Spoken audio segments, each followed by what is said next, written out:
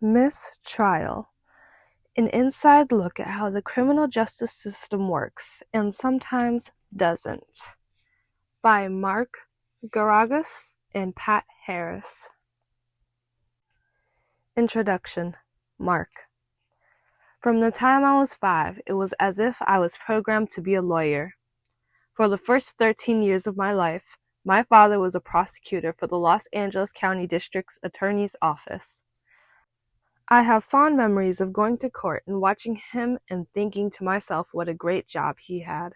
You get to talk with people, tell stories, go out to eat, and occasionally argue with people in court.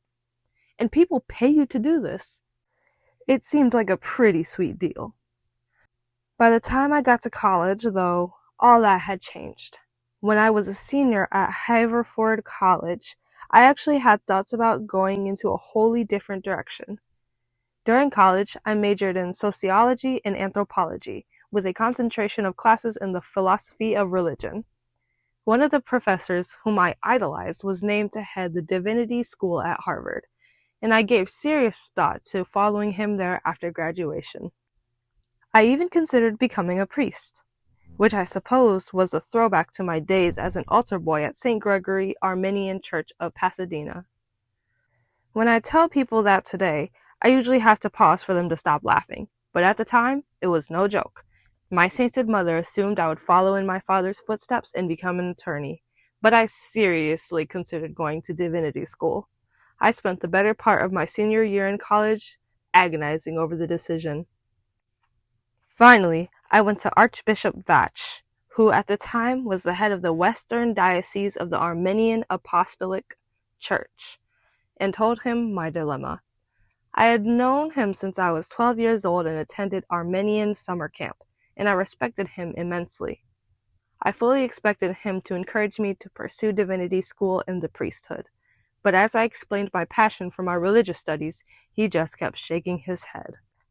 After patiently listening to me pour my heart out, he finally responded in the tell-it-like-it-is fashion he was known for. Mark, I have seen you at church camp since you were 12 years old. We have spent the last 5 years disciplining you for drinking, smoking pot, and chasing girls that have come to camp. I can't afford to spend the next 40 years trying to slow you down. Go be a lawyer and help represent the church when we need you one day. So with what I guess was God's blessing, I started law school. Sure enough, in law school, I found my second calling. It just wasn't to be a lawyer. In an effort to make a little extra money, I began moonlighting by booking bands at a local venue in Pasadena. It was the era of the B-52s, X, Oingo Boingo, Missing Persons, the Ramones, and the Plasmatics. Bands that drew in huge crowds partly due to their music and partly due to their penchant for blowing up things on stage. A young rock promoter could do very well for himself as long as he could afford the insurance. My last year in law school, I was spending much more time promoting concerts than worrying about the arcane details of writing a will or setting up a trust. Graduation from law school was not a foregone conclusion, but I managed to convince the registrar that my real-life experience writing contracts and dealing with police raids were every bit as valuable as time I spent in the classroom. In reality, the law degree was gravy. I was busy setting up a business empire in the music industry. It didn't take long for me to find the perfect opportunity. Having developed a relationship with one of the local radio stations, I was approached by a group that was attempting to buy a small but potentially great-grandparents. The law has allowed me to do that. There will always be cases of mine that receive more publicity, but to me, my legal career will always be defined by what I am able to do to honor the victims of the genocide. That is the spirit of the Armenian people. It was best expressed by the well-known Armenian writer William Saroyan. I should like to see any power of the world destroy this race. This small tribe of unimportant people whose wars have all been fought and lost, whose structures have crumbled, literature is unread, music is unheard, and prayers are no more answered. Go ahead, destroy Armenia. See if you can do it. Send them to the desert without bread or water, burn their homes and churches. Then see if they will not laugh, sing, and pray again. For when two of them meet anywhere in the world, see if they will not create a new Armenia. With that heritage, there was no way I was going to be anything but a defense attorney. The idea behind Mistrial is to go beyond the scenes as never before and let the reader get a glimpse of the good, the bad, and the ugly. At times, Mistrial may come across as a diatribe about how the system is becoming unfairly weighted to the prosecution, and there is definitely some of that in this book. But although I have my cynical and even bitter moments, I hope that Mistrial also makes the reader understand that I love what I do. Absolutely love it.